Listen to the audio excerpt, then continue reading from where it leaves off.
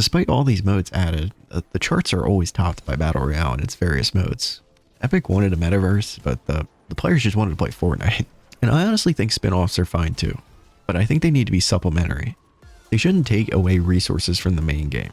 Some of the spin-offs were made by other teams, but modes like Lego and Ballistic are still developed by Epic. I think the perfect example of this is something like Pokemon. They have, or at least had, a ton of spin-offs, but they were always developed by external teams while they worked on the main games, and were external games. This allowed for cool things to be made while the main game still thrived. However, due to having to have this like metaverse and shared shop stuff, Fortnite just doesn't get this luxury. In general, these modes were as wide as the ocean, but as shallow as a puddle. They covered so many genres, but none of them in depth enough to be an actual force in those genres. The lack of depth made a lot of the appeal to hardcore players just completely go away.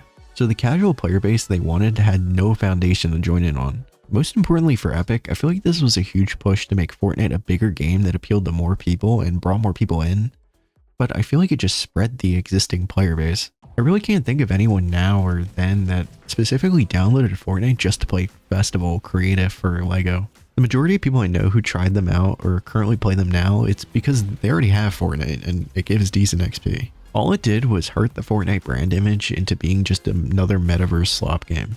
Even if there were people it brought in, the premature release of most of the modes just led people to try them for a bit and then drop them due to a lack of depth. You only get one first impression and Fortnite wasted it. To hit this point home even further, I'm going to go through each mode and name the alternatives that most people are probably playing instead. If people want a serious survival game, they're probably playing something like Rust or Ark or the million other ones out there. And the kids who would be playing Lego Fortnite are probably playing Minecraft already.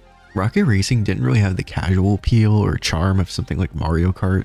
It didn't really have the fleshed out features something hardcore arcade fans would want to get out of something like Trackmania, or the realism of something like Forza or Gran Turismo. Fortnite Festival doesn't have much competition from Guitar Hero or Rock Band anymore, but hardcore rhythm game fans have had stuff like Clone Hero and Osu with so much more content to them. And the kids nowadays love stuff like FNF with like 10 times more charm and personality. Ballistic offers nothing Counter-Strike can't, and I honestly think the strategy was to fill the void in the console market that tactical shooters hadn't filled yet. But Valorant beat them to the punch. City Life I joked about, but why would anyone play it over a Roblox RP game where they get much more control over their look and gameplay experience? Same with Creative, it's popular, but Roblox is so much easier to get into and install for its main demographic of kids. All they need is a browser. Meanwhile, Save the World still has more players than the majority of these modes and is the black sheep of Fortnite. Fortnite players just want to play Fortnite, man.